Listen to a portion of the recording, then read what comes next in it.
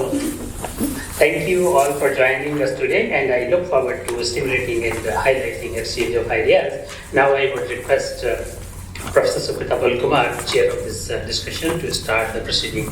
Thank you. Thank you.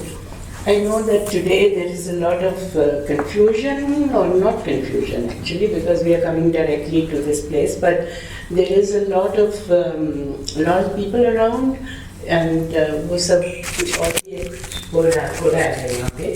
So मेरा ख्याल है कुछ हद तक ये भी है कि थोड़ी डिवाइडेड हो गई है ऑडियंस शायद, बिकॉज 300-400 लोग वहाँ चाय पी रहे हैं फाउंटेन लॉन्स में, which is very attractive, and किताब पे वहाँ भी चर्चा होगी, सो दैट्स ऑल्सो अट्रैक्टिव. लेकिन हम तो यहाँ एक और ही चीज़ में व्यस्त होने वाले हैं, बहने वाले हैं उस नदी में, जो इस किताब का जो टाइटल है वासना एक नदी का नाम है. It's in itself very intriguing, और मेरा ख्याल है intrigue is a key word to this kind of poetry, क्योंकि बार बार मैं देख रही हूँ हर पोएम में वो एक रहस्यमय बात आती ही आती है. तो अगर वो उसका रेफरेंस आता है, इसका मतलब कि हमको सबको जूझना पड़ेगा उसको या तो अपनाने का पूरा, और ख़ुद भी रहस्यमय हो जाने का. मैं कोशिश कर रही हूँ हिंदी बोलने की, right, and I hope that I am successful. No, I will, yes. The whole idea is to communicate rather than struggle with language. तो जहाँ मुझे जो ठीक लगता है, इंग्लिश या हिंदी में, I will be swimming in these two languages, because ये अक्सर मेरे साथ होता है कि हिंदी मैं पढ़ती काफ़ी हूँ, तो इसलिए गूंज तो है हिंदी की, लेकिन उसको my tongue is not used to it. तो जब भी कभी पब्लिकली बात भी करनी होती है, it's always in English. So I would bag your what should I say, attention for whatever we are doing. हमारे पास हिंदी के महारथी बैठे हुए हैं आसपास, तो आपको खूब हिंदी मिलेगी, लेकिन मैं अपनी जो भी इंसाइट्स हों या कुछ भी, तो I will share with you my insights in between when we are talking. तो मुझे बहुत मज़ा आया ये किताब पढ़ने का, और कुछ एक और dimension of Savita's poetry got revealed to me, क्योंकि मैंने इसकी पहले इस पोइट की पहली किताबें जो हैं पढ़ी हैं, और एक किताब तो हमने मिल के की थी, रोइंग टुगेदर. 2 किताबें की थी एक्चुअली. सो इसलिए I have a lot of not just acquaintance, familiarity, लेकिन knowledge of this poet as poet and as a personality. लेकिन ये पढ़ते हुए मुझे लगा कि मैं किसी और सविता की पोइट्री पढ़ रही हूँ. There was a difference, there is a difference. अब मुझे नहीं पता कि आप के पढ़ने से आपको क्या महसूस हुआ ये कविताओं को, लेकिन मुझे तो वाकई ये महसूस हुआ कि here is a poet who has developed the poetic sensibility, taken the poetic sensibility in a different direction. I don't know whether she would agree with me or not, and I don't mind if she doesn't agree with me, because अक्सर poet जो है अपने बारे में जो भी सोचे, लेकिन you will have to trust us my dear as to what we think about your poetry, right.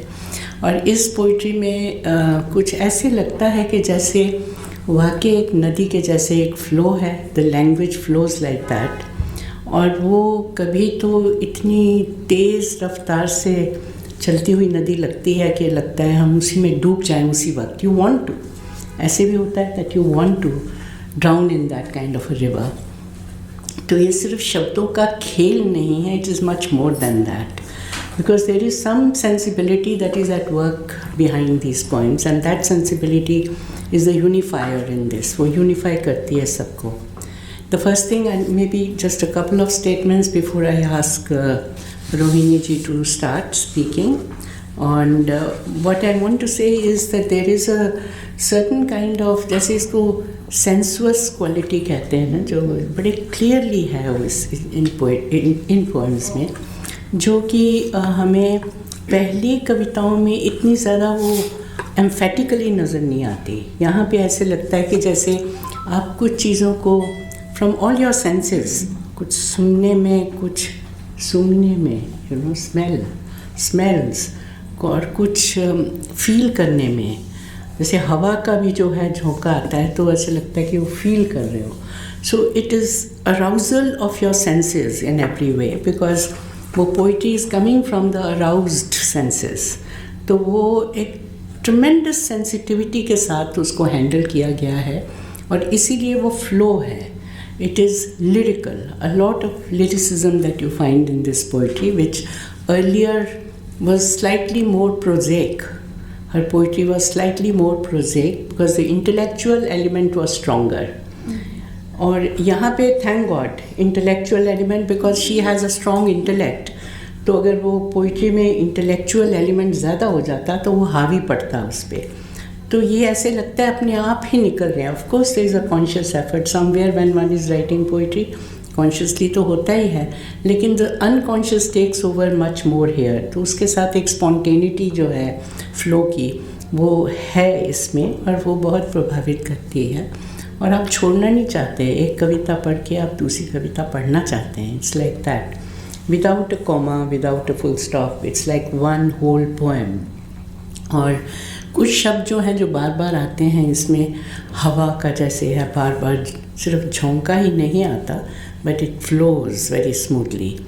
बार बार हमें पेड़ दिखाई देते हैं, बार बार स्वप्न का होता है कोई रेफरेंस, यू नो.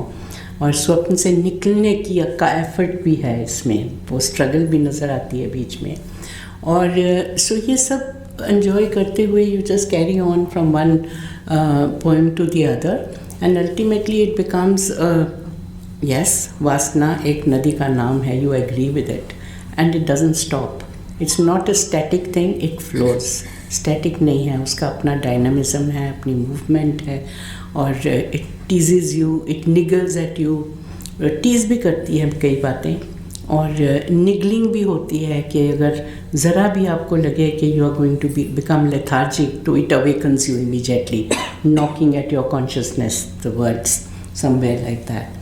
तो without going ahead with the prerogative of being a chairperson and therefore going on forever, I think according to the program, I thought Rohini ji आप बोलने वाली हैं, लेकिन ये तो मुझे डायरेक्ट कर रहे हैं कि सविता को पहले बुलवाएं.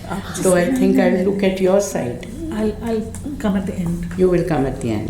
तो चलिए then go ahead. रोहिणी जी, आपका तो तारुफ तो हो ही चुका है. Go ahead please.